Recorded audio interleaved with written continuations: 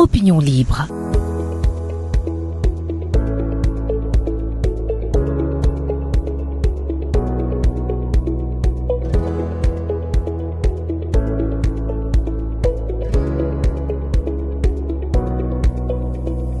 Opinion libre. Opinion libre. La voix du peuple. Partout, askan wi.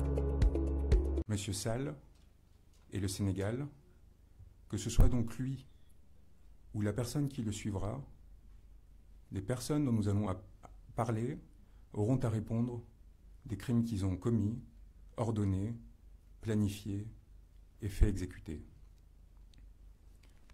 Nous avons mené ce dernier mois une longue enquête avec la participation de centaines de Sénégalais que je tiens ici à remercier, des citoyens, des fonctionnaires, des gens travaillant dans l'ensemble des administrations du pays, qui nous ont apporté des éléments de preuve, des documents, des contrats, des vidéos, des témoignages, qui nous ont permis d'établir l'existence de 60 crimes de meurtre considérés comme crimes contre l'humanité, de plusieurs milliers de crimes d'emprisonnement en violation des normes de droit international, de plusieurs milliers d'atteintes à la vie et de blessures, et enfin d'actes de persécution et d'autres actes inhumains.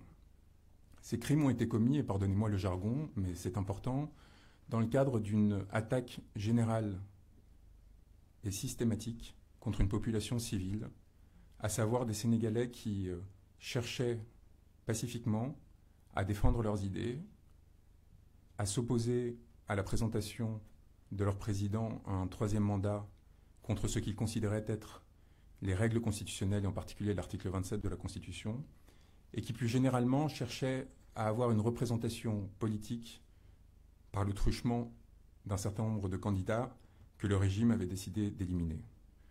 Parmi les victimes, il y a aussi des fonctionnaires qui ont été persécutés du fait de leurs idées. Il y a des citoyens qui n'avaient pas d'engagement politique particulier et qui ont subi des crimes de meurtre du fait de l'utilisation de balles réelles par les forces de sécurité, par des nervis, alors même qu'ils étaient sans rapport avec les faits dont la situation les a amenés à se trouver confrontés.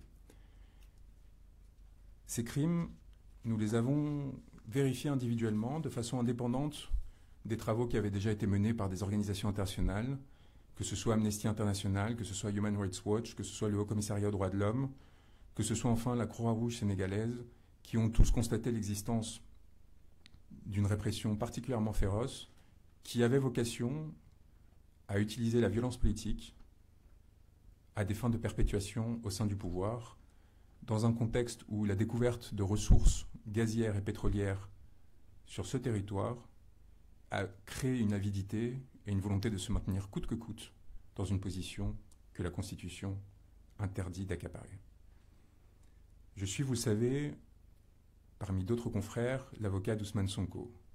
Mais je suis aussi, dans cette procédure, l'avocat de nombreuses parties civiles, d'individus qui ont été victimes directement de ces violences, dont certains sont français et sénégalais, ce qui va nous permettre, c'est le deuxième point, de déclencher des procédures en France également, complémentaires à celles qui ont été menées auprès de la Cour pénale internationale, de façon à ne pas dépendre des effets de pouvoir qui influencent cette institution, dont on sait ce qu'elle peut avoir en termes de rapport à la compromission, et pour s'assurer évidemment qu'il n'y aura pas d'impunité et que les dignitaires de ce régime ne puissent plus remettre les pieds sur le continent européen sans craindre de se voir arrêtés.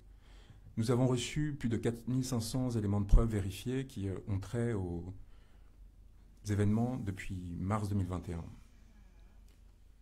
Ces éléments, nous avons vécu avec, jour après jour, ce dernier mois, essayant de vérifier qui en était la cause, qui en était la victime, dans quel contexte était intervenu, et si en effet cela avait un lien avec la répression politique dirigée par le régime sénégalais. Nous en avons gardé 710 qui servent de support à cette communication de 170 pages que nous avons transmis à la Cour pénale internationale, en particulier au bureau du procureur, à qui nous demandons d'ouvrir sans délai, à partir de ces éléments, un examen préliminaire et une enquête, et de se saisir de lui-même au titre de l'article 13. Nous avons entendu, dans le cadre d'une conférence de presse où 4 membres du gouvernement ont tenté de répondre par avance à nos arguments, qu'il fallait qu'un État se saisisse de la Cour pénale internationale. C'est faux. Toute personne, au titre de l'article 15, peut transmettre des éléments à la Cour pénale internationale et au bureau du procureur pour qu'il s'en saisisse. Mais nous prenons les mots du ministre des Forces de la Défense. Nous le prenons au mot et nous lui demandons de saisir lui-même la Cour pénale internationale. Que le Sénégal, s'il est le pays des droits de l'homme, comme il le réaffirme, si ce régime respecte, comme il le dit, le statut de Rome et les conventions internationales, qu'il aille sans crainte saisir le bureau du procureur pour laver son image et son honneur.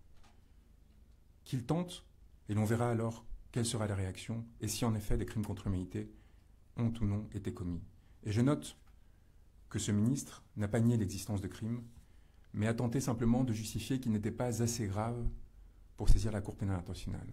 Je pense que les images qui sont diffusées en ce moment derrière moi, de par leur nombre, de par ce qu'elles montrent, suffisent à comprendre à quel point cette position est absurde. Par ailleurs, un argumentaire juridique détaillé, que nous laisserons en accès libre, permettra de démontrer que nous atteignons sans aucune difficulté le seuil de gravité qui est requis par la Cour. Je souhaiterais vous partager quelques noms de personnes qui sont responsables des faits que vous êtes en train de voir derrière cet écran.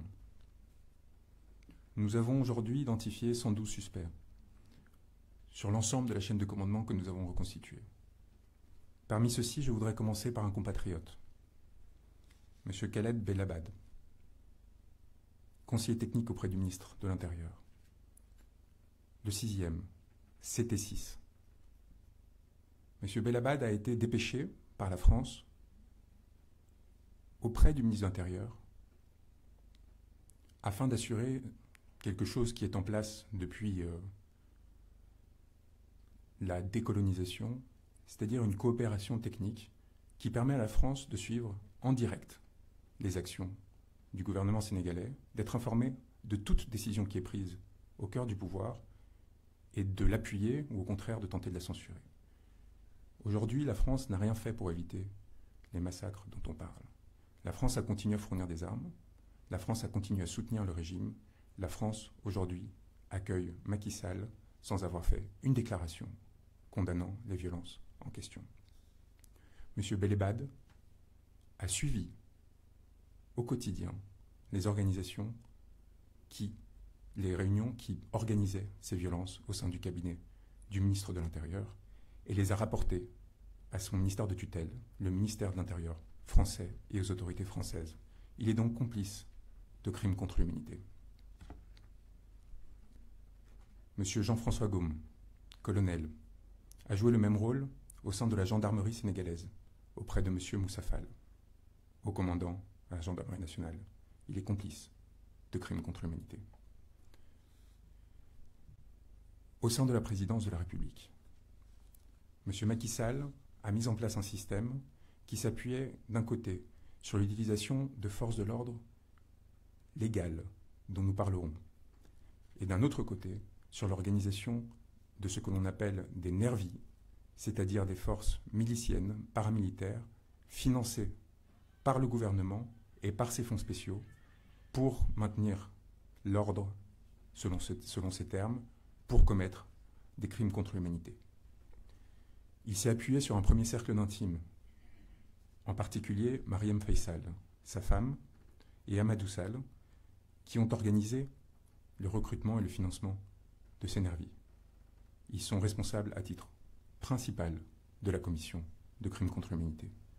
Au sein de cette présidence, Meïssa Sélé Ndiaye, aide de camp, a participé à l'organisation de ces faits, aux côtés notamment d'un certain nombre d'individus, dont Abdoulaye Sall, dit Ley Kara, le chauffeur du président, qui faisait le lien avec les organisations de nervis. Autour de la présidence, des éléments extérieurs sur lesquels nous reviendrons, dont un certain Farban Ngom, griot, ont joué un rôle extérieur qui consistait à créer des fiefs, à eux-mêmes constituer des groupes paramilitaires, à les armer, de façon à s'assurer que des crimes contre l'humanité soient commis. Afin d'armer ces nervis, la présidence de la République, elle-même, directement, en tant qu'institution, a mis en place des commandes d'armes particulièrement massives dont nous avons retracé dans le moindre détail le cheminement. Ces commandes d'armes ont été organisées avec l'aide d'un intime de Macky Sall qui s'appelle Gabriel Peretz. Gabriel Peretz, à la tête d'une société qui est bien connue, a fait livrer 104 tonnes d'armes à la présidence de la République au deuxième semestre 2022. Ces armes sont en partie encore stockées à l'ancien aéroport Léopold Sédar Senghor et font l'objet de distributions régulières et notamment de placement dans des caches dans certains espaces du territoire sénégalais de façon à pouvoir être mobilisés en cas de crise politique. Ces 104 tonnes d'armes constituent principalement des munitions pour des armes lourdes et des armes légères, ainsi que des armes légères qui ont été livrées et qui sont à disposition de la présidence en dehors de tout contrôle démocratique, comme s'il y avait la possibilité de s'approprier ces faits-là. Le financement de ce contrat nous semble être lié à toute une série de fonds spéciaux qui échappent au contrôle politique sénégalais et des représentants de la nation sénégalaise. Ils sont permis aussi par des avances qui sont faites par Gabriel Peretz, des lignes de crédit qui ont été octroyées jusqu'en 2024 à hauteur de 300 millions de dollars. Nous avons une attestation de la maison militaire de la présidence de la République, du colonel Adam Agaï, complice de crimes contre l'humanité, pour avoir, je cite, je sous-signais, colonel Adam Agaï, gouverneur militaire du palais, certifie par la présente que les matériels énumérés ci-dessous, fournis par la société Adecon Ltd, seront exclusivement réservés à l'usage du palais présidentiel.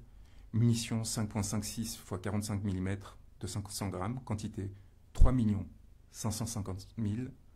Munitions 9 mm, quantité 3 250 000. Munitions 7,62 mm, quantité 210 000. Plus de 7 millions de munitions.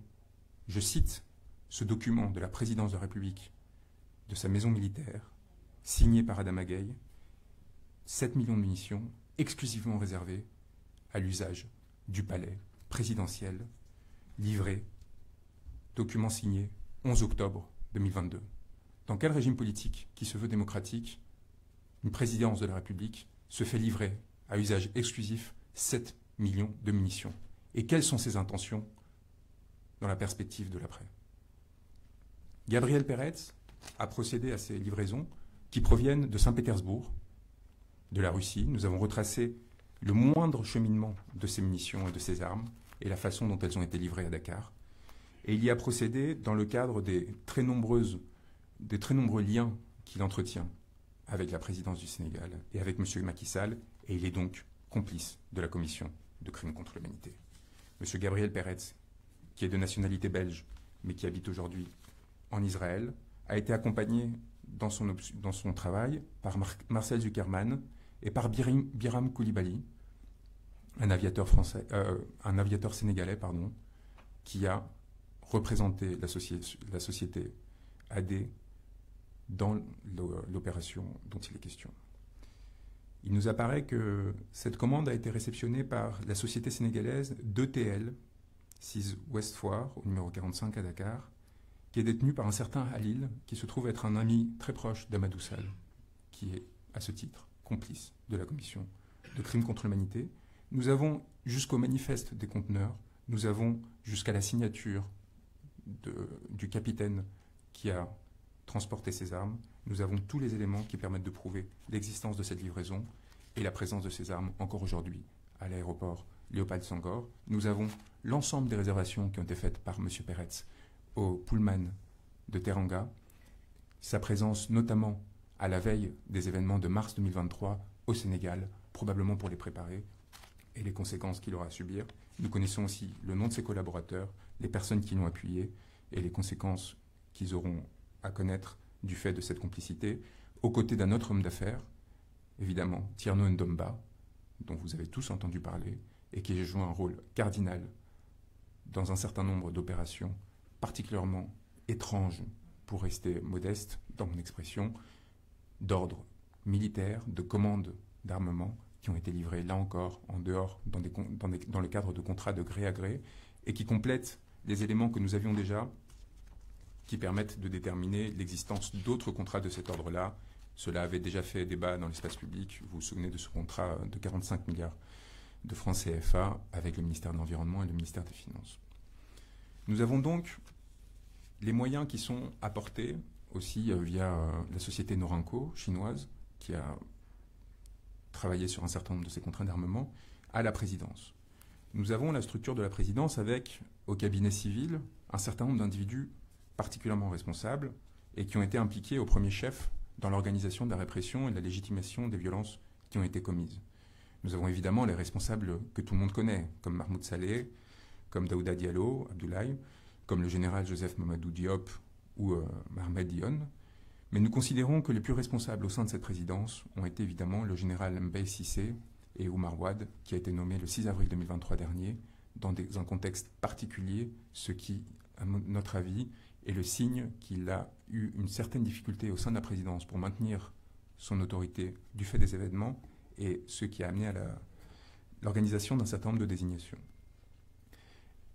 La commission de violence à des fins politiques exige une impunité. Elle exige aussi d'effacer les preuves de ces crimes. Elle exige enfin un discours qui permette de les justifier. Le ministre de l'Intérieur vous en a fait la démonstration à plusieurs moments. Nous avons découvert que cette organisation discursive, cette tentative de légitimation des faits que nous sommes en train de vous présenter, au sein de la présidence, a été mise en œuvre notamment par Yorodia, qui est le coordinateur de la communication présidentielle, mais aussi par Eladji Malik Gueye et Wandifa Dramé. Au niveau de la communication, ceux-ci ont travaillé de façon coordonnée avec le porte-parole du gouvernement et avec d'autres instances pour s'assurer qu'il y avait une légitimation des actes qui étaient commis.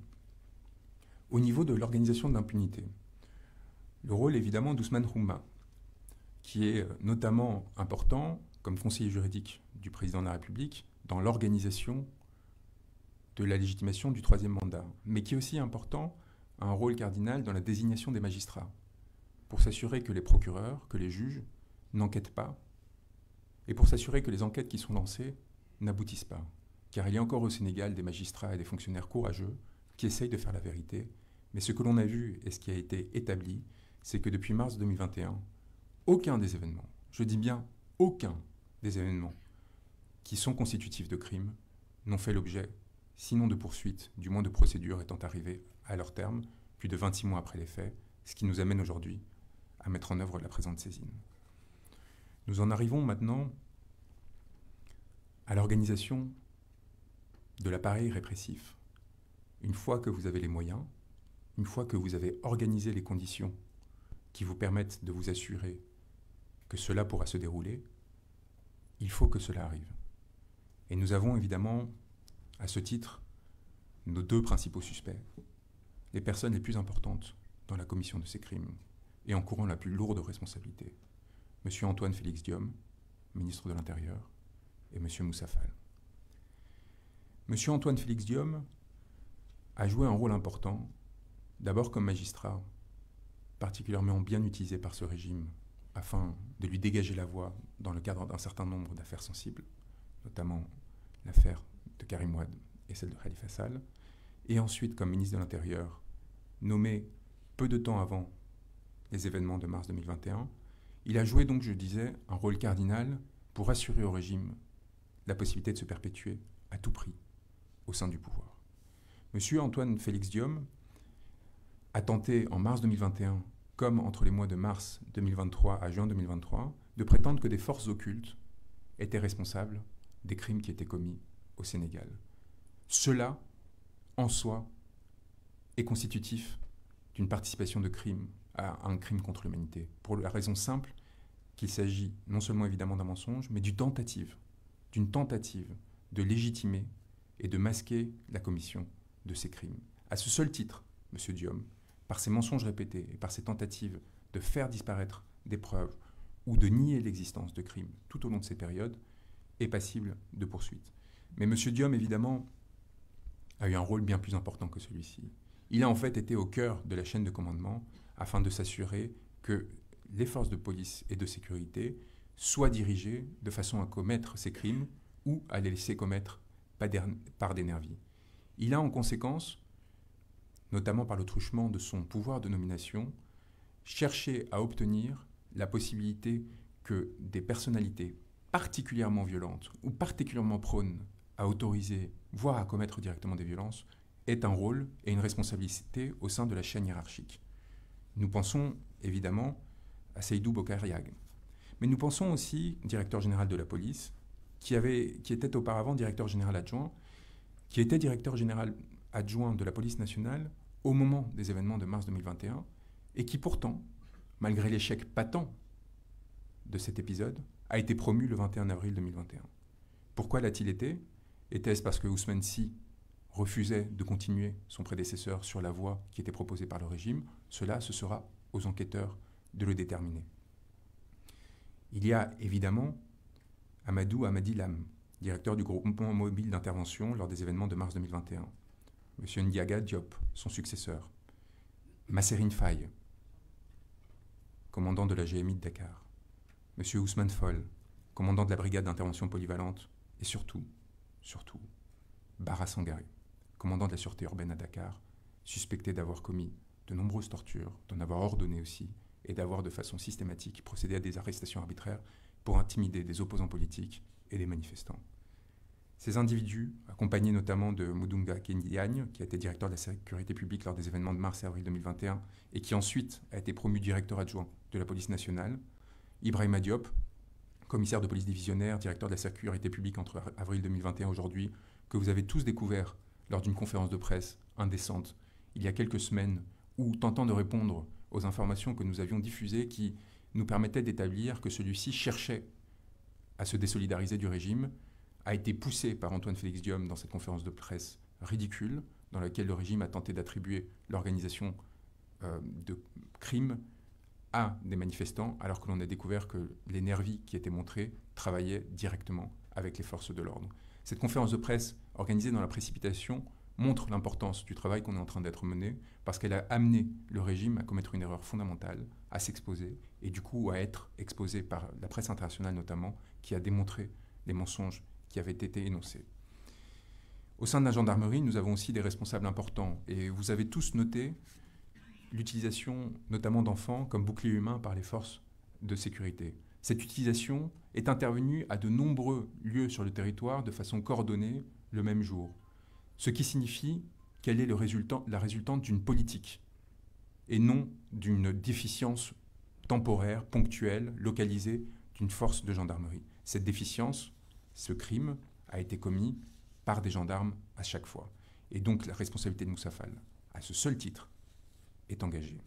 Il est évident en réalité que la responsabilité de M. Moussa Fall est beaucoup plus importante. Nommé le 17 juin 2021 à la suite des événements de mars et avril 2021, celui-ci a évidemment joué un rôle fondamental dans les désignations qui, au sein de la gendarmerie nationale, ont permis la commission des crimes dont nous parlons. Nous avons identifié au sein de son cabinet des responsables, le chef de cabinet notamment, le colonel Pape Souleymane Cissé, mais aussi, évidemment, au-delà de son cabinet, de ses aides de camp, de ses adjoints emploi opérations comme Pape Diouf, le chef du centre de renseignement cardinal comme Issa Diak ou Cheikh Sarr, évidemment le haut commandant en second, Tiakatia, qui était commandant de la gendarmerie mobile auparavant et qui a été promu en juillet 2021, encore une fois, dans la suite des répressions qui avaient été menées. À ses côtés, que ce soit le général Daouda Diop, le lieutenant-colonel surtout, Abdoum Bengue, ou Maguette Mbaye, Aliou Ndiaye et Omar Ndoye, nous avons au sein de la gendarmerie un certain nombre de personnes identifiées, notamment dans les légions de Dakar et de Casamance, qui auront à répondre de leurs actes un jour ou l'autre, et dont je rappelle, encore une fois, qu'ils seront confrontés à des accusations qui sont imprescriptibles, et donc à n'importe quel moment, en cas de changement de régime ou à l'étranger, dont ils auront à répondre. La chaîne hiérarchique des forces de sécurité, c'est très bien. Mais on a vu que dès le moment où la Cour pénale internationale a commencé à devenir un sujet au Sénégal, il y a eu comme un mouvement de retrait de la part de ces forces de sécurité et de défense, qui ont compris les risques auxquels elles étaient confrontées et les conséquences qu'elles pouvaient endurer. Et nous avons vu une bascule progressive de l'exercice de cette force vers ce que l'on appelle des nervis. Nous avons exposé au sein de la présidence les principales personnes responsables de l'organisation de ces réseaux paramilitaire, en dehors de toute loi, qui coopèrent, contrairement à ce qui a été dit, de façon très serrée avec les forces de l'ordre. La présidence est le donneur d'ordre, mais l'organisateur principal se trouve évidemment au sein du siège du parti présidentiel, à l'APR. C'est là que se retrouvent les pick-up qui ont été achetés de différentes façons afin de distribuer les nervis à Dakar et qui, à partir de ce centre de commandement, va distribuer les instructions en région pour s'assurer que des exactions soient commises afin de terroriser la population et s'assurer que celle-ci ne se rebelle plus. Ces nervis, comme je vous le disais, ont à la fois une structuration qui est liée aux fonds spéciaux, aux fonds du parti et donc aux modes de financement illégaux qui ont cours au sein du parti en place, mais également à travers un certain nombre de féodalités qui expliquent l'ascension de personnalités à la qualité médiocre et qui pourtant ont obtenu des portefeuilles importants, notamment au sein du gouvernement. Parmi ces individus qui jouent un rôle clé au sein du pouvoir, nous trouvons évidemment, sans importance hiérarchique dans mon énonciation, des personnes comme Doudouka, le ministre des Transports, qui dispose de réseaux de nervis qui descendent jusqu'à Ziguinchor. Nous trouvons évidemment des suspicions concernant des individus importants et sur lesquels il faudra travailler, comme Pape Malick Ndour, comme Aline Ngouille Ndiaye, comme Mame Mbaye Niang, que l'on connaît pour d'autres raisons, et évidemment, au premier chef, comme Biram Faye, ministre auprès du ministre de l'Intérieur. Biram Faye joue un rôle très important. Pourquoi? Parce qu'on le sait, les nervis, qui jouent un rôle au Sénégal établi depuis une quinzaine d'années, notamment au sein du parti présidentiel de la majorité précédente, avaient au départ un rôle qui consistait simplement à accompagner les politiques, à faire la claque, comme on dit, lors des événements électoraux, à s'assurer de la protection de ceux-ci et quelque part à les valoriser alors qu'ils n'avaient pas accès aux ressources gouvernementales. Progressivement, l'APR a décidé de dévoyer ce rôle et les a constitués en milices. Cette évolution a produit un certain nombre de conséquences importantes. On l'a vu notamment avec un certain nombre de nervis qui, en 2019, ont cherché à réclamer une reconnaissance dans leur action. On a vu le président des Marrons de Feu, donc le groupe de sécurité qui entourait M. Sall, réclamer son intégration à l'appareil de pouvoir gouvernemental et être payé sur les télévisions sénégalaises. Ibrahim Doy joue aujourd'hui encore un rôle cardinal dans l'organisation des nervis et dans la répression paragouvernementale des mouvements d'opposition au pouvoir en place.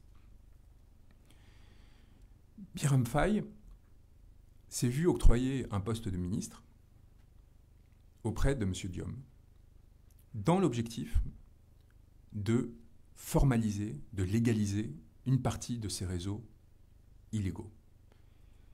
La création de l'agence de sécurité de proximité, des agents de sécurité de proximité, avait pour vocation de créer au sein de l'État un corps parallèle à celui des forces de sécurité et de défense, qui, certes moins formés, aurait une latitude plus grande à l'heure de commettre les exactions dont nous parlons.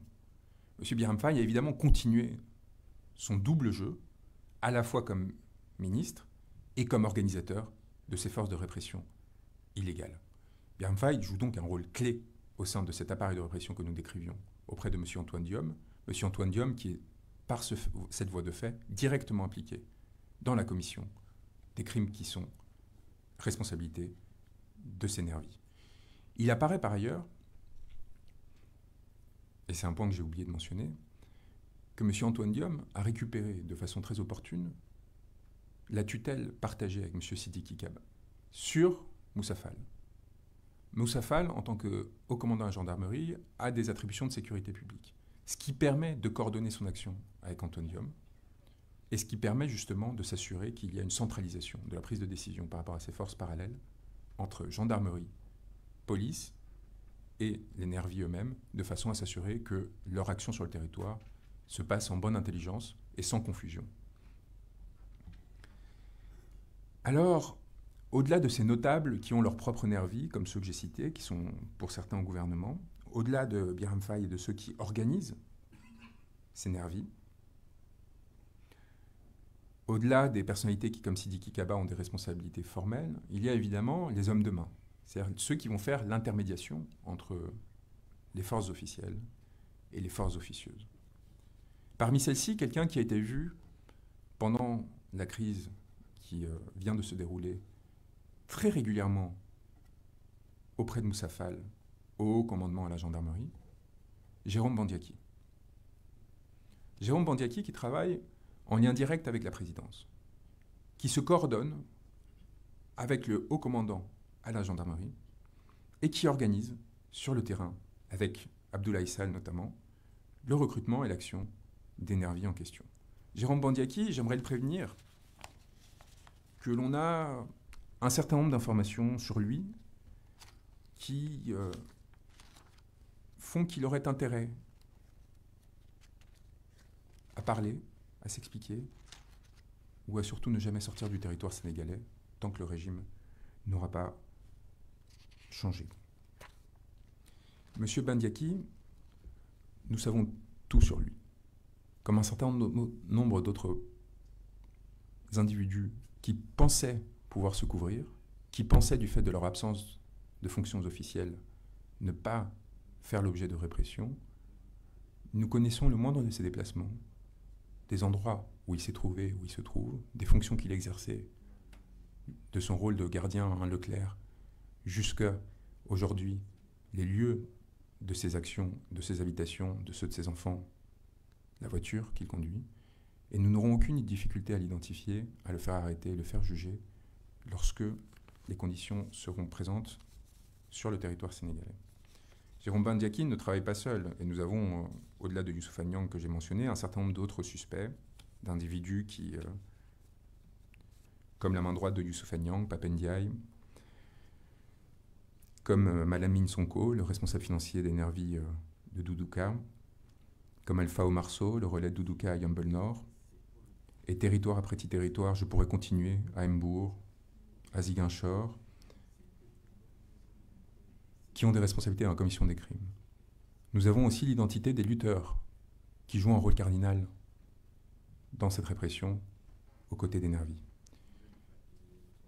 Nous avons leurs photos, nous avons leurs identités, nous avons surtout leurs responsabilités, les montants qui sont virés par téléphone,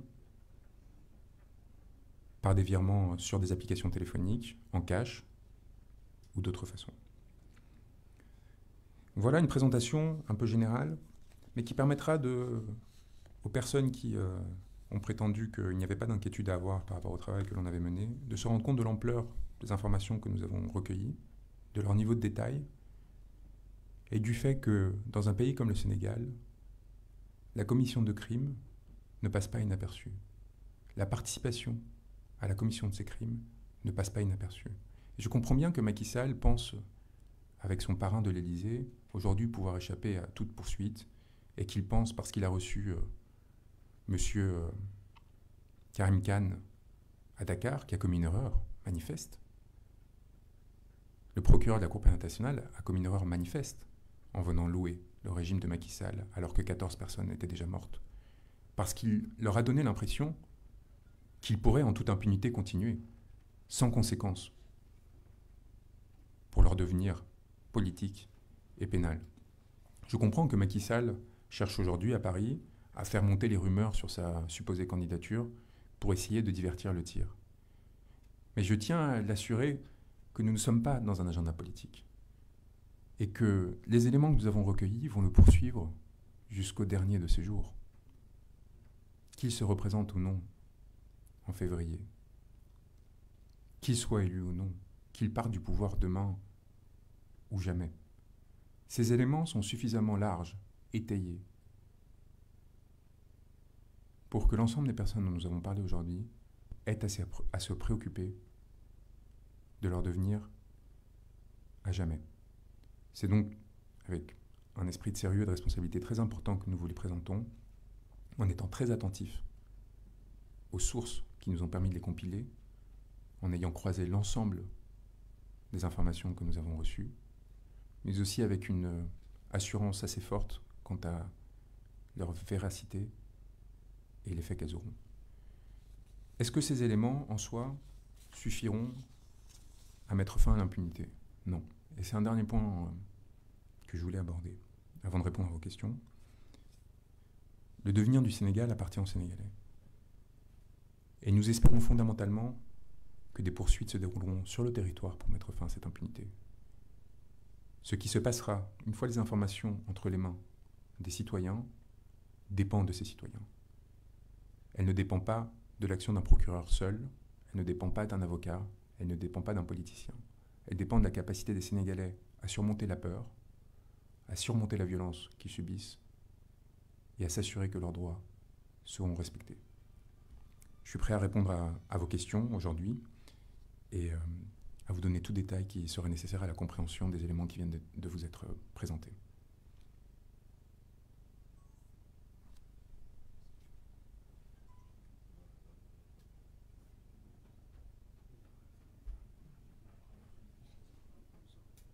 Est-ce que quelqu'un peut...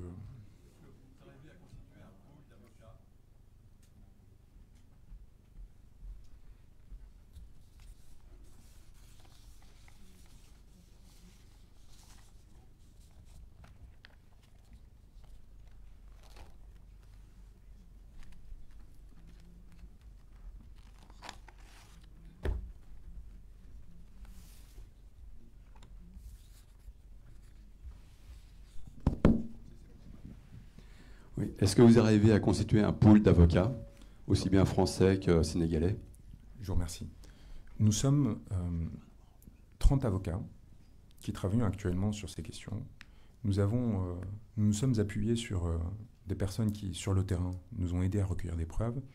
Mais ce document est le fruit de notre élaboration propre, de mon cabinet, des personnes qui m'y ont aidé, que je remercie ici, ainsi que justement des juristes qui nous ont accompagnés sur le terrain. Par contre, en ce qui concerne la représentation des victimes par la suite, nous en représentons certaines, mais nous espérons qu'il y aura un effort collectif, en effet, qui sera mené avec mes confrères sénégalais, principalement, parce que c'est à eux qu'il revient de prendre ensuite la direction des opérations, et notamment Cheikh Koureshiba, que je remercie de m'avoir introduit à ce territoire, et qui joue un rôle cardinal aujourd'hui dans l'ensemble des actions qui sont menées pour essayer d'éviter que cette répression ne soit encore plus sanglante qu'elle ne l'est aujourd'hui.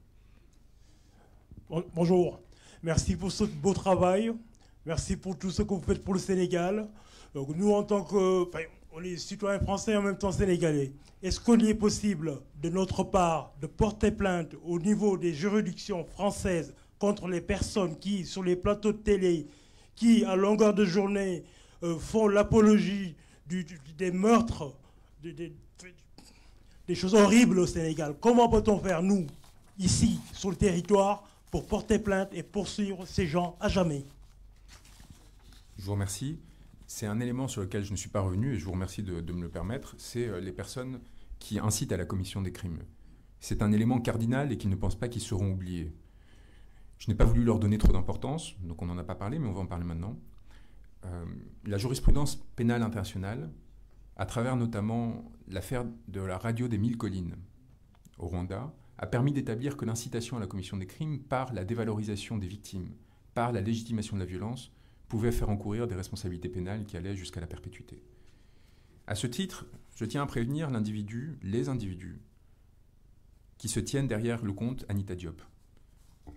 Anita Diop qui, sur les réseaux sociaux, fait diffuser des éléments relatifs à des actions de police afin de dénigrer des opposants en les montrant dans des situations particulièrement violentes. Je pense qu'on a vu ces images déjà à M. Pape Touré, qui a été torturé par les forces de police et dont les photos ont été diffusées par ce truchement. Je pense à l'arrestation d'Ousmane Sonko alors qu'il était dans la caravane de la liberté. Je pense à une infinité de posts qui appellent à l'extermination des opposants politiques et qui sont évidemment susceptibles d'être qualifiés de complicité, de crimes contre l'humanité. Au-delà de cet individu, il y a évidemment au sein de l'incitation à commission des crimes un certain nombre d'autres que l'on a exposés ces derniers temps. On pense à Ahmed Suzanne Camara. Je ne suis pas sûr qu'il faille leur donner de l'importance, mais tant qu'à faire, allons-y, et montrant que nous surveillons la moindre expression dans l'espace public qui, d'une façon ou d'une autre, puisse être considérée comme une incitation à commission de violence. Il y a eu des députés, des hommes politiques, des personnes comme Abdoulaye Mamadou Guissé, des personnes comme Moustapha Diakhaté, des personnes comme Ahmed Khalifa Niasse, au sein du palais présidentiel pour ce dernier, M. Niasse. Cette intervention qu'il a faite lors du supposé dialogue qui a été ouvert par M. Sall, dans laquelle il appelle à détruire un opposant politique, dans laquelle, avec véhémence, il cherche à inciter à la commission de violence, est impardonnable et déteint ce président de la République que l'on voit sur ces images approuver les propos de cet individu, de cet homme d'affaires. Il y a, pardonnez-moi l'expression, des guignols, comme Kadim Samb, mais qu'il est important de signaler. Des personnes comme Cheikh Seck, comme Matar Diop, député de la Nation, et qui ont tenu des propos particulièrement graves. Aliou Dembo Rousseau aussi. Et des journalistes qui ont déjà été cités. Mais aussi des jeunes. Des personnes qu'il ne faudrait pas leur donner de l'importance. Comme Ibrahim Agaï, responsable jeunesse de l'APR de Saint-Louis. Ces gens sont fondamentaux parce que, même s'ils ne sont qu'étudiants, ils ouvrent la porte à la violence de la part de leurs congénères. Ils ouvrent la porte à ce que les étudiants se sentent désinhibés à l'idée de commettre des violences. Et il faut être à leur rencontre aussi très attentif. Lorsque l'on voit que sur ce territoire, des opposants politiques sont arrêtés de façon régulière, des journalistes également, pour incitation à l'insurrection, pour atteinte à la sûreté de l'État, parce qu'ils ont à un moment ou à un autre dénoncé une affaire de corruption, une violence, et que l'ensemble de ces individus bénéficient d'une impunité absolue dans leur édiction, eh bien l'on voit encore une fois l'intention du régime et son absence de considération quant au crime dont il est question. Donc je vous remercie de m'avoir parlé de cette affaire. Il est évidemment possible pour vous, au titre de compétence universelle, de signaler ces faits à la CPI ou aux juridictions nationales.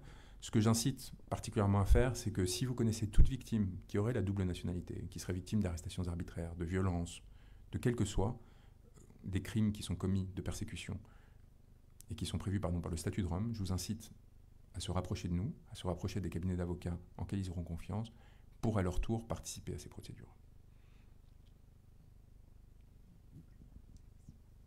Est-ce que vous pouvez nous préciser quelles sont les vidéos et les captures d'écran que vous avez diffusées? Quelles sont leurs...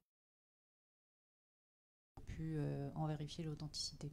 Donc, ces vidéos font partie des 710 éléments que nous avons retenus, sur les plus de 4500, et que nous avons retenus parce que nous avons pu soit parler aux personnes qui sont les victimes directement, pour la plupart d'entre elles, soit aux auteurs de la vidéo et des témoins directs de la scène qui nous ont permis de recouper avec d'autres éléments, notamment des éléments d'identification, des certificats d'autopsie et autres, la réalité matérielle des scènes, leur date et les lieux dans lesquels ils ont été présentés.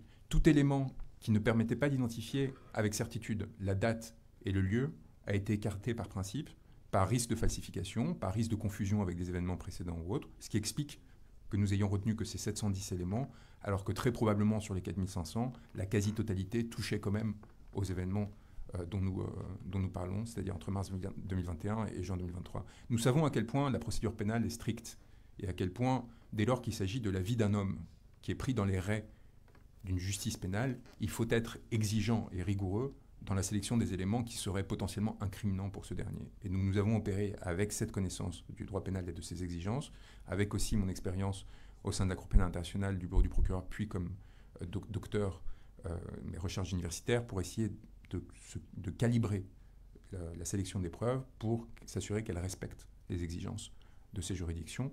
Il y aura évidemment un travail à faire de la part de ces institutions pour recouper, vérifier, eux-mêmes enquêter. Mais ce dont nous sommes certains, c'est que la base matérielle et objectivable que nous leur fournissons est suffisante dès aujourd'hui pour ouvrir une enquête. Reste maintenant pour le procureur de la Cour pénale internationale à assumer les conséquences potentielles d'un geste qui pourrait être perçu comme inamical de la part d'un régime qui, par ailleurs, a encore une influence importante. Mais c'est là encore où j'insiste, quoi qu'il arrive, que ce soit la CPI en France ou évidemment au Sénégal, ce que nous privilégions, la question ne se joue pas en semaines, mais évidemment en années. Ce sont des années qui vont peser sur ces individus, parce que ce sont des années lors desquelles, à tout moment, des procédures pourront être enclenchées contre eux et amener à des conséquences pénales. Là où j'attire l'attention à la fois des juridictions internationales et nationales, c'est qu'ils soient très attentifs à la responsabilité qu'ils auraient s'ils se retenaient d'agir dans les événements qui vont suivre. Parce que nous sommes à 7 mois d'une élection présidentielle, que nous avons vu que ce pouvoir politique fait usage de la force pour imposer ses décisions et que dans l'inaction de la part de ces juridictions, il y aurait une forme de complicité à l'égard de tout acte futur de violence qui serait organisé et commis par le régime actuel.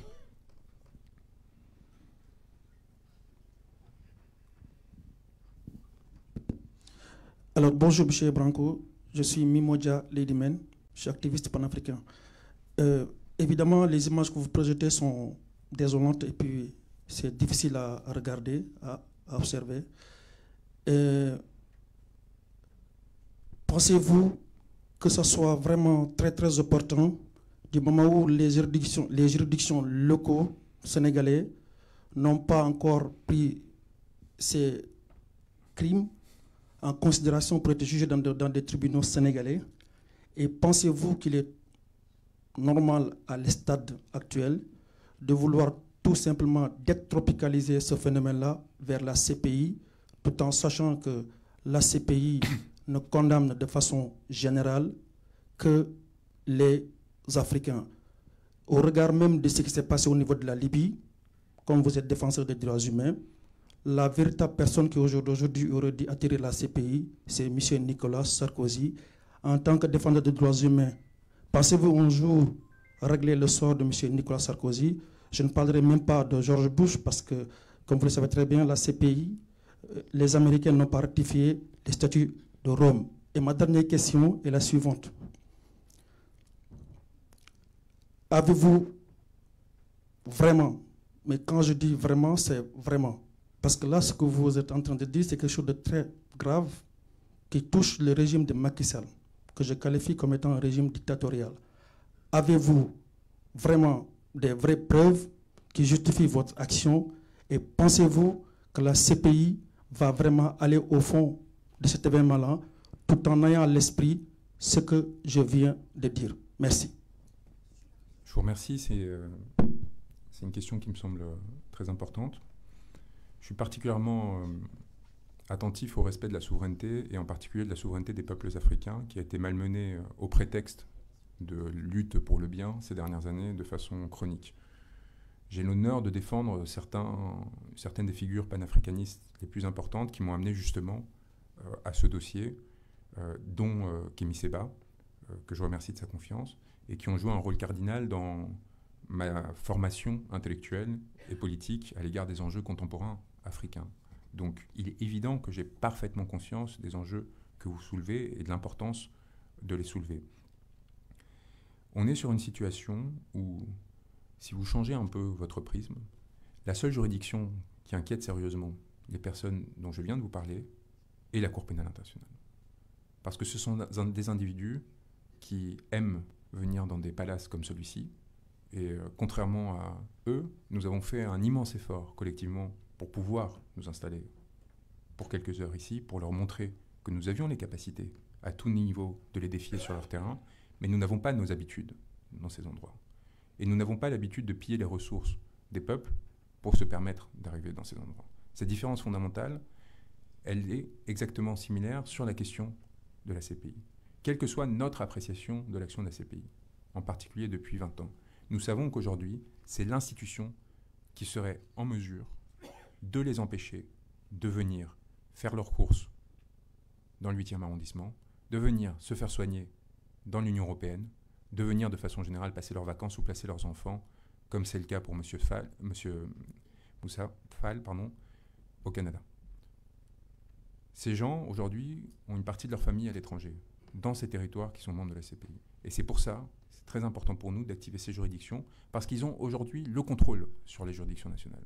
Ils ont la capacité d'éteindre les procédures locales. Nous espérons qu'un jour, et le plus vite sera le mieux, le Sénégal prenne en charge de lui-même ses poursuites, crée un tribunal mixte qui lui permette de juger exceptionnellement ces faits-là.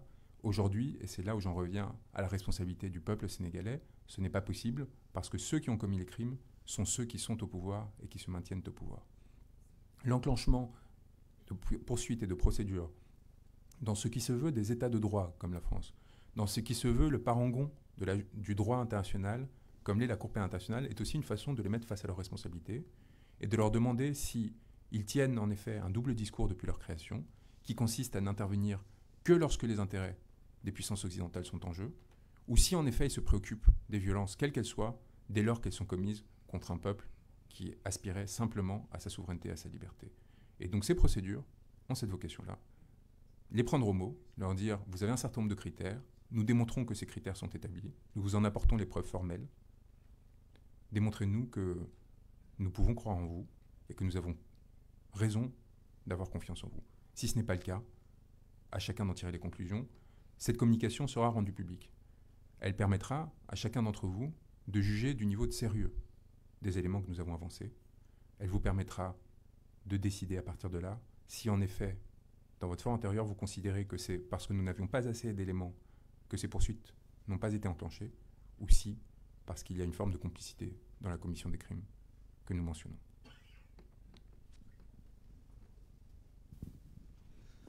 Bonjour Monsieur Branco, je m'appelle Bara.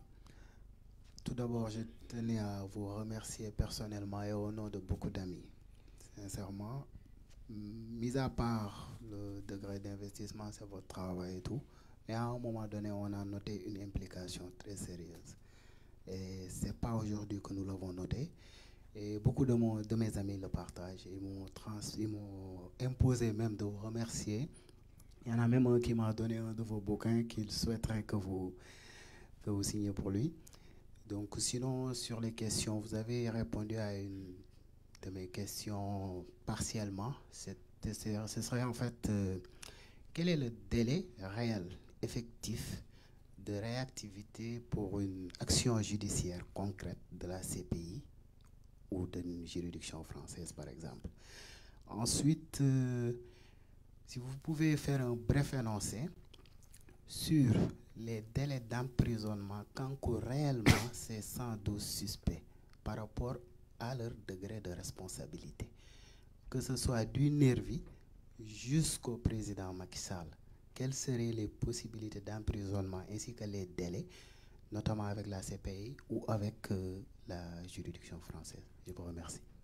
Techniquement, la plainte ayant été déposée sur le sol français hier soir, techniquement, nous sommes dans un cas de flagrance.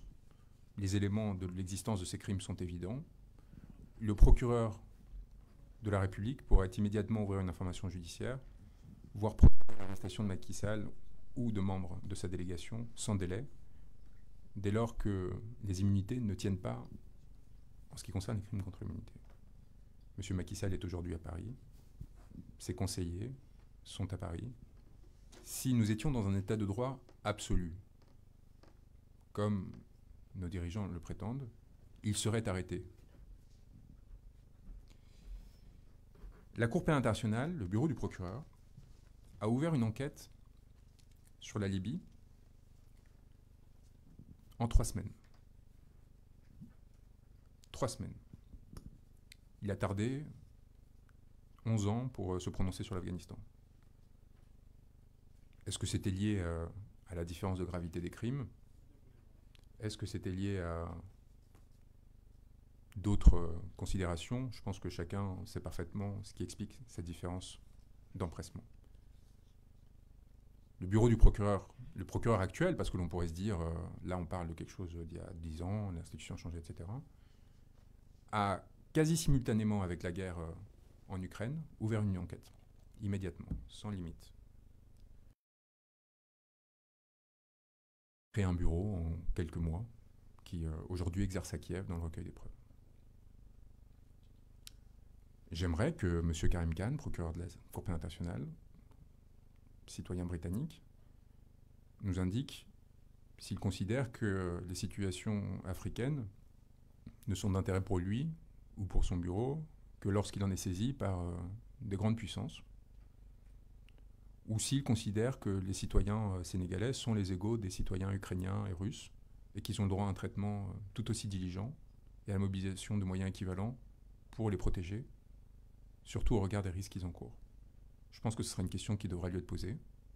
Je veux dire, à partir des éléments qui sont, pardonnez-moi, mais assez clairs, ne souffrent pas de doute sur l'existence des massacres, des violences dont il est question. Donc à partir de là, il lui appartient d'agir dans les délais qui lui siéront et de prendre des décisions qui sont les siennes. Nous sommes, comme bien d'autres, en mesure de pousser, d'amener, de faire le travail à la place d'eux, mais nous ne sommes pas en mesure de décider. Nous sommes des avocats, nous sommes victimes, nous sommes partie civile. Ceux qui décident, ce sont les peuples, et ce sont ceux qui ont été mandatés pour les diriger ou qui les dirigent de fait.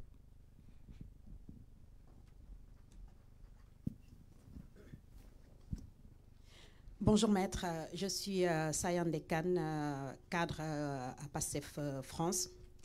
Tout d'abord, je vous remercie pour toute cette compilation et toute cette consolidation de ces vidéos que vous avez montrées et qui sont preuve des atrocités que nous vivons au Sénégal. Maître, moi, la question qui me trotte tout le temps, c'est de savoir qu'est-ce qui vous a motivé à porter ce combat auprès de Ousmane Sonko, parce que si on se rappelle bien, le début de ce combat-là portait sur le fait de pouvoir défendre le président Ousmane Sonko face à ces gens qui l'ont diabolisé. Mais je vois qu'il y a une continuité qui a été faite par rapport à ce combat que vous portez là. Qu'est-ce qui est à l'origine de cette motivation-là pour porter ce combat auprès de Ousmane Sonko et auprès du peuple sénégalais? Et l'autre chose que je voulais vous dire, maître, vous faites partie de l'espoir de tout un peuple. Le Sénégal en foi à vous. Le Sénégal a confiance en vous. Parce qu'actuellement, nous sommes en train de vivre des nuits sombres. Et je pense que vous portez un combat de tout un peuple. Et nous avons espoir et foi en vous.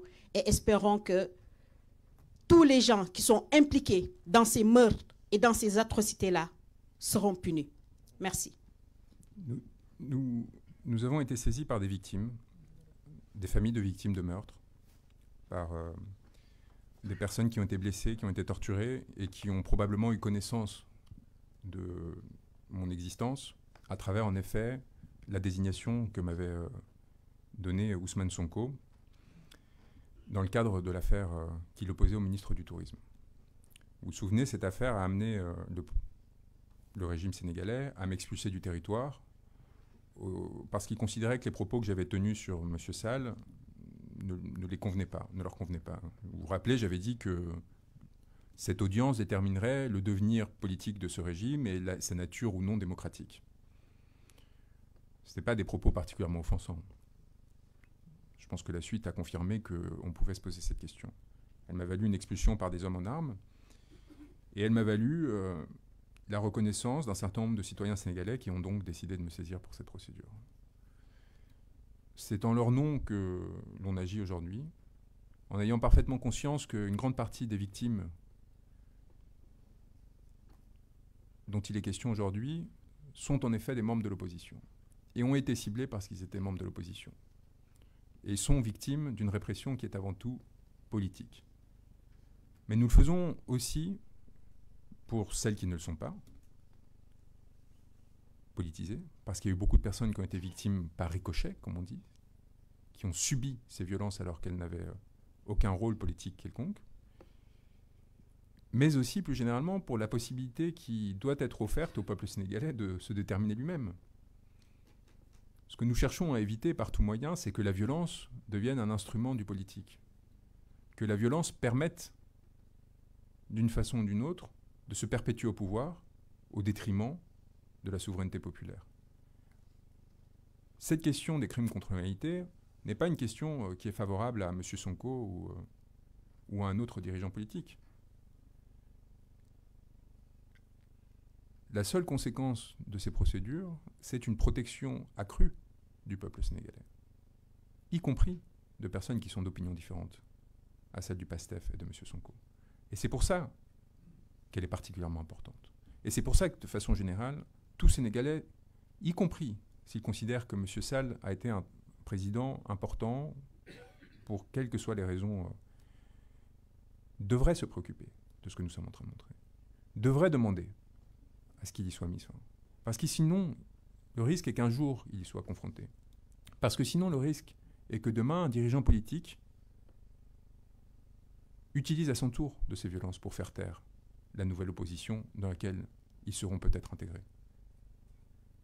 Et à mon sens, il ne s'agit pas du tout d'un combat politique, mais d'une façon de rendre aux Sénégalais une part de leur souveraineté, en leur offrant les instruments qui sont les nôtres, qui nous ont permis, à travers mon parcours, à travers les moyens qui nous ont été donnés du fait de la vie que j'ai eue, leur rendre de façon traduite en droit international pénal les instruments qui leur permettent de mettre fin à l'impunité, s'ils le souhaitent, et selon les modalités qui seront les leurs. Nous n'allons pas prendre la place du peuple sénégalais ou d'une quelconque juridiction. Mais par contre, avec cet instrument, qui encore une fois, d'où l'importance de le rendre public, les Sénégalais auront la possibilité d'avoir une base qui leur permettra d'une part de démontrer la réalité des crimes en question, d'établir les responsabilités, les commissions qui est responsable des crimes, et ça me permet de répondre au militant panafricaniste qui m'avait saisi, et de décider, à partir de là, de la suite à donner, souverainement. Nous leur offrons cet instrument, et nous leur laissons entre leurs mains, à eux maintenant, de jouer et de régler leur destin. Bonjour, j'avais juste une question à vous poser. Quelle est la part de subjectivité dans votre combat, en fait? Parce que, vu l'engouement qui est derrière vous au Sénégal, n'avez-vous pas peur de décevoir? On a joué, je pense qu'on a on a joué notre rôle. On a essayé de le faire de façon sincère. On n'a pas de compte à régler avec qui que ce soit. Moi, je considère que le régime sénégalais m'a fait un honneur en m'expulsant. Il soulignait l'importance qui était la mienne. Et il m'en accordait peut-être même trop. Et peut-être qu'il regrette aujourd'hui cette erreur, de la même façon qu'il regrette probablement l'erreur l'ayant amené à radier M. Sonko il y a quelques années. Mais c'est le propre des régimes qui peu à peu prennent la route de l'autoritarisme, c'est de commettre ces erreurs et de faire naître par eux-mêmes les alternatives à leur pouvoir. Nous n'avons pas d'intérêt particulier à cette affaire. Nous n'avons pas de récrimination particulière personnelle à leur adresser. Et nous avons essayé, en conséquence de quoi, de façon très froide, je pense que les membres de mon équipe pourront en témoigner, sans émotion particulière, de traiter les informations qu'on recevait, de les qualifier juridiquement, de s'assurer qu'en effet des crimes contre l'humanité avaient été bien commis, que le seuil de gravité avait été atteint, que les intérêts de la justice commandaient, d'ouvrir une enquête, qu'il n'y avait pas de poursuite suffisamment sérieuse pour considérer qu'en effet il était temps de saisir la CPI. Et à partir de là, nous avons simplement restitué ce travail. Nous considérons que le politique est souvent fait de violence, que c'est quelque part une donnée universelle, que l'on n'arrivera pas à éteindre. Nous espérons simplement, à notre mesure, essayer d'éviter qu'elle se généralise trop rapidement et tenter d'ouvrir une fenêtre par laquelle une situation plus apaisée pourra se développer au Sénégal. Je pense que les chancelleries occidentales, qui se montrent d'une complaisance assez merveilleuse à l'égard de Macky Sall, devraient concevoir les risques qu'il y aurait à laisser ce pays s'effondrer sur lui-même. Eux qui sont si inquiets des questions migratoires, je leur pose la question suivante. Qu'en sera-t-il si un jour le Sénégal sombre dans la guerre civile du fait de l'usage systématique de violence par ce régime? Qu'en sera-t-il si un jour ce pays finit par se scinder et si, à la violence actuelle du régime, répliquait d'autres formes de violence? Qu'en sera-t-il si des pouvoirs frontaliers essayaient de profiter de cette situation pour tenter de se saisir d'une partie des nouvelles ressources découvertes par le Sénégal? Ce sont des questions très sérieuses et je les invite à sortir du court terme, qui consisterait à penser qu'il vaut mieux protéger et couvrir le régime actuel plutôt que d'essayer sincèrement de mettre fin à l'impunité, parce qu'on ne sait pas ce qui viendra derrière, on ne sait pas quelles pourraient être les conséquences, et en réfléchissant à moyen terme, à se rendre compte de ce que la normalisation et la naturalisation de la violence au sein d'un territoire qui jusqu'ici avait été particulièrement remarquablement stable comme le Sénégal, pourrait impliquer comme conséquence sur l'ensemble de la sous-région et plus largement dans nos territoires.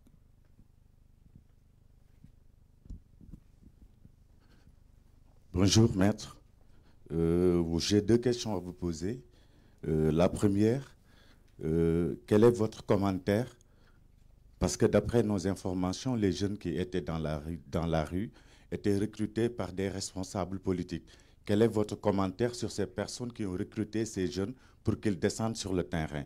Ma deuxième question, c'est de savoir votre commentaire sur le discours haineux et criminel des opposants comme Ousmane Sonko, Déthié Fall et autres personnes qui font la politique au Sénégal. C'est Mamadou Ndiaye, binationaux. Merci. Je vous invite à nous transmettre tout élément de preuve qui aurait trait à ces allégations, qui pour l'instant me semblent plutôt participer de la stratégie d'offuscation des crimes contre l'humanité qui sont commis, et donc d'une certaine façon vous en rendre complice.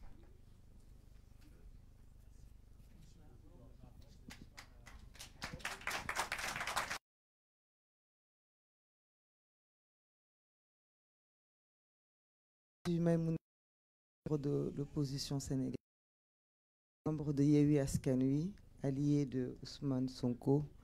Je suis ici présente avec M. Cheikh Tidiane Youm, qui est aussi membre de la conférence des leaders, et le président Boubacar Camara, qui est aussi membre de l'opposition sénégalaise, et l'honorable député Abbas Fall, ainsi que l'honorable député Alioune Kébé. Je tiens à faire ces précisions parce que nous sommes tous autant des présumées victimes prochaines de ce régime. Peut-être que c'est trop dire, mais nous risquons nos vies tous les jours parce que nous sommes des opposants politiques. Au Sénégal, maintenant, c'est devenu un délit. C'est devenu une menace d'être opposant du président. Nous sommes été tués pour la plupart. Nous les connaissons. Au plus, Pierre et rien d'autre. Appelés à faire des tours dans la ville. Donc nous aurions pu être sur ces images horribles que nous venons de voir. Ma question, au-delà des félicitations que nous vous faisons et que j'ai déjà entendues, ces félicitations, vous les méritez. Je sais que vous n'en avez pas besoin, parce que vous êtes militant des droits humains. Mais sachez qu'il y a de l'espoir. Il n'y aura pas d'aide. Soit ce qui se passera, comme vous venez de le dire. Ça donne du baume au cœur à cette jeunesse qui a envie. Ça fait dire que demain, si on était à la place de ces images, là, j'ai deux questions pour vous. Et de déposer une plainte à l'avance. Tôt ou tard, je considère que vous serez obligé de nous défendre en tant que victime en prison ou en tant que victime au cimetière. Parce que le combat que nous avons décidé de faire, nous irons jusqu'au bout. Est-il possible de préparer des combattre ce régime? Et je suis sûr que c'est des milliers pour ne pas attendre que les grandes tous ces pays de droits humains, qu'est-ce qu'ils ont responsabilité? Quel est le décret qui est 100 morts, 1000 morts, 2000 morts au sol français? Est-il possible de demander à cette au Sénégal pendant les élections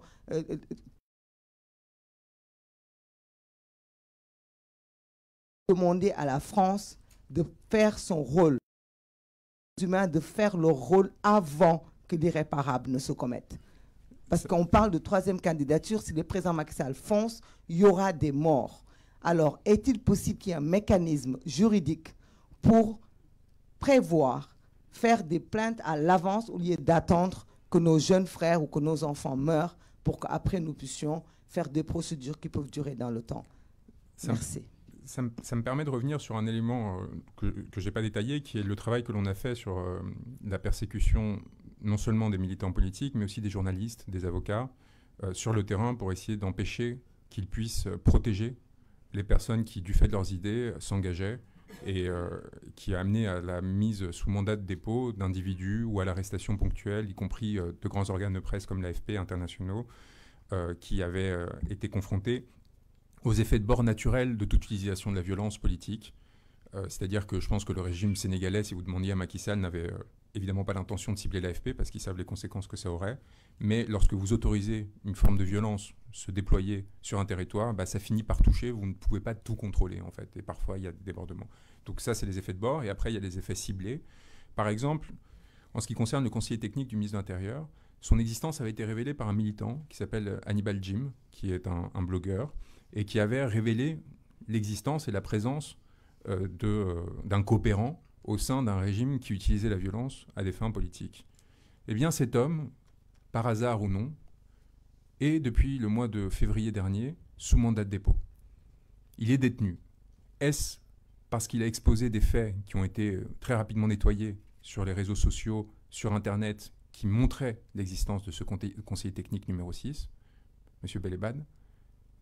Est-ce que la France a une responsabilité, par exemple, dans ce sort-là? Ce sont des questions qu'il m'apparaît très important de traiter, parce que on voit encore une fois une absence de distanciation complète de la France et en général des puissances étrangères à l'égard du régime actuel, malgré les violences qu'ils ont commises. Et il y a quelque chose là qui, en effet, pose question, mais qui ne se réglera pas judiciairement parlant. Je pense qu'une partie de l'Afrique a pris le chemin de la souverainisation, d'une nouvelle phase de la décolonisation, et qu'en faisant cela, elle est en train de se doter, peuple après peuple, d'instruments qui lui permettront de se protéger des ingérences étrangères, de protéger son peuple et d'agir par conséquent.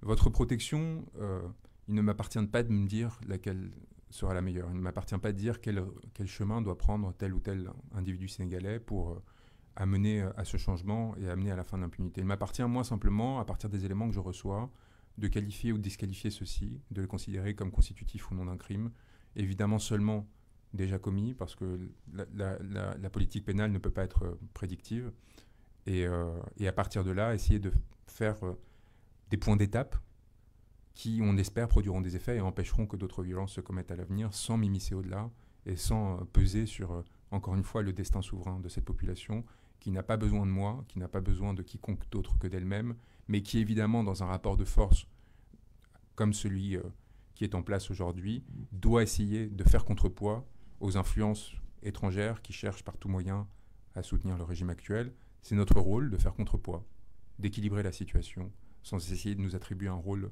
supplémentaire, toujours en suivant les instructions de nos clients, que ce soit dans cette affaire les victimes directes, que ce soit dans d'autres des personnes qui nous ont désignés, et en restant à notre place humblement, mais fermement aussi, par rapport aux actions que nous avons recensées et constatées. On va peut-être prendre 2 dernières questions, et si cela vous convient. Bonjour maître. C'est ici en bas. C'est cher Ahmed Tidiane Dioum. Comme Maïmouna, nous sommes venus de Dakar pour assister à cette conférence de presse. Je suis le secrétaire général du Parti de l'Unité du Rassemblement, membre de la coalition Yewwi Askan Wi. Au nom de la coalition Yewwi Askan Wi, nous vous disons merci et félicitations pour le travail que vous avez abattu. Et nous vous encourageons, d'autant plus que nous savons très bien la pression que vous subissez du fait du travail extrêmement important que vous abattez. Je ne vous ai pas entendu durant votre exposé faire référence à ce qui est en train de ce que subit actuellement le président Ousmane Sonko, la séquestration, le fait qu'il soit empêché de sortir de chez lui, qui effectivement, au terme du statut de l'article 7 du statut de Rome, est un crime contre l'humanité. D'autant plus que la coalition Yewwi Askan Wi a demandé à tous les Sénégalais de se rendre le 25 pour lever ce blocus qui est illégal, qui n'est basé sur aucune instruction, sur aucune ordonnance. Au-delà de ne pas en avoir fait part dans votre exposé, que conseillez-vous aux forces de l'ordre qui, aujourd'hui, considèrent qu'ils exécutent simplement des décisions que leurs supérieurs leur demandent de faire? Lorsqu'un ordre est manifestement illégal, tout à fait, il n'y a pas de possibilité de prendre prétexte de l'existence de cet ordre pour échapper à sa responsabilité. C'est pour ça que nous sommes allés très très bas dans la chaîne de responsabilité. Nous avons même des exécutants simples qui ne sont pas gradés au sein des forces de l'ordre, car nous considérons qu'ils sont, en tant qu'exécutants de ces ordres, des responsables de crimes contre l'humanité. Nous avons fait un message sur les personnes qui participaient à la détention arbitraire de M. Sonko aujourd'hui, aux forces de l'ordre qui sont impliquées. Nous avons indiqué qu'ils étaient en train de commettre un crime, avant tout en droit sénégalais, parce qu'il n'y a aucune décision de justice aujourd'hui concernant l'arrestation de M. Sonko, parce qu'il n'y a aucun mandat de magistrat qui justifie la détention qu'il subit. Donc, avant même d'en arriver à une responsabilité pénale internationale, ils encourent déjà des peines qui vont jusqu'à, dans mon souvenir, 20 ans de travaux forcés, selon le code pénal sénégalais. Ces individus, ils sont identifiés. Nous savons exactement qui, aujourd'hui, participe à cette détention arbitraire. Nous savons quelles sont les compagnies, les brigades. Nous savons quels sont les individus qui, normalement, sont à Thiès, ceux qui viennent de Dakar, les bérets rouges, les bérets... Nous les avons tous identifiés, la chaîne de commandement aussi. Et il leur appartient de prendre leurs responsabilités dans un cadre dont l'on comprend qu'il soit contraint, on comprend qu'il soit difficile, dans un pays comme le Sénégal aujourd'hui, de désobéir à des ordres. Mais nous leur avons rappelé, d'une part, que c'était leur obligation, que d'autre part, des actes comme celui qui consiste à gazer des avocats qui viennent voir leurs clients sont constitutifs de crimes. Et enfin qu'ils doivent, je leur conseille, de demander, d'une part, des ordres écrits sur ce qu'ils font, et d'autre part, mettre par écrit leur opposition à ces ordres. Que des justifications consistant le fait qu'oralement ils se seraient opposés ne suffiront pas. Et ce que nous voyons, c'est que pour l'instant, ils sont un peu trop tranquilles. Et que donc, a priori, il n'y a même pas d'inquiétude particulière à ce stade encore quant au fait que ce qu'ils sont en train de commettre consiste en un des crimes quand même les plus importants dans un système de droit, qui consiste à, en dehors de tout cadre judiciaire, alors que vous êtes doté d'un mandat légal, utiliser vos attributs en tant que force de l'ordre pour commettre des illégalités et détourner vos instruments. Et ça, c'est quelque chose qui devrait particulièrement préoccuper les Sénégalais, parce que lorsque vous avez des forces de l'ordre qui ne respectent pas l'ordre qui est adopté par les représentants du peuple, donc par la souveraineté nationale, la loi, eh bien, il y a de quoi s'inquiéter sur son destin personnel. Et encore une fois, quelle que soit votre destination politique et vos idées politiques, il y a là, à mon sens, un problème fondamental. Donc évidemment, la situation de M. Sonko participe pleinement à ce que nous dénonçons pour une raison très simple, le ciblage politique d'une grande partie de ces violences, dont il est une victime, dont ses cadres dirigeants de son parti sont victimes, et jusqu'à preuve du contraire, il n'y a aucun acte de leur part justifiant l'usage de la violence, justifiant la répression dont ils sont objets, est inacceptable et évidemment constitutif de la situation actuelle. Bonjour, Ibrahim Ndiaye. Et elle est, ne serait-ce que parce que justement, en fait, elle signe le fait que ces violences sont commises à des fins politiques. Et c'est là où, c'est-à-dire qu'on est sur un usage de la violence qui n'est pas débridé ou qui n'est pas le fait d'un manque de formation des forces de l'ordre ou qui n'est pas fait du fait d'un... Au contraire, c'est-à-dire qu'il y a une violence qui est dirigée politiquement. Et donc il faut bien distinguer notre opinion politique, notre appréciation ou non du programme politique d'Ousmane Sonko, de la coalition, de qui que ce soit, et le fait que pour le combattre, pour l'empêcher d'être entendu et reconnu par des suffrages, qu'il gagne ou qu'il perde, il y a un usage de violence ce qui constitue en fait le crime contre l'humanité. Parce que l'attaque contre une population civile, générale ou systématique, en l'occurrence c'est les deux, elle repose sur le fait que cette population civile soit ciblée, et l'un des critères de ciblage peut être l'opinion politique. En fait, et donc le fait, contrairement à ce que l'on pourrait penser, c'est un facteur aggravant, c'est un facteur constitutif du crime contre l'humanité, le fait que ce soit justement un groupement politique identifié qui soit au premier titre ciblé. Encore plus quand c'est un groupement politique qui, contrairement à ce qui a été affirmé, a priori en tout cas jusqu'ici, n'ordonne pas de violence et depuis des années au contraire les subit sans avoir provoqué en retour. Parce que je pense que c'est un argument peut-être plus spéculatif mais qui est important. Après ces années d'existence, si la coalition, si M. Sonko avait souhaité obtenir des armements, opérer une déstabilisation réelle et profonde du pays, s'allier avec la Russie, la Chine, on ne sait quelle autre puissance pour faire rentrer des moyens de provoquer une subversion au sein de ce territoire, il l'aurait fait. On est sur une situation, c'est là où c'est l'avantage de cette situation, où la durée nous permet d'établir, de clarifier. Vous voyez, quand en mars 2021, M. Diom parlait de forces occultes, pourquoi pas? Le ministre de l'Intérieur d'un pays souverain vous dit il y a des personnes infiltrées qui commettent des violences, etc.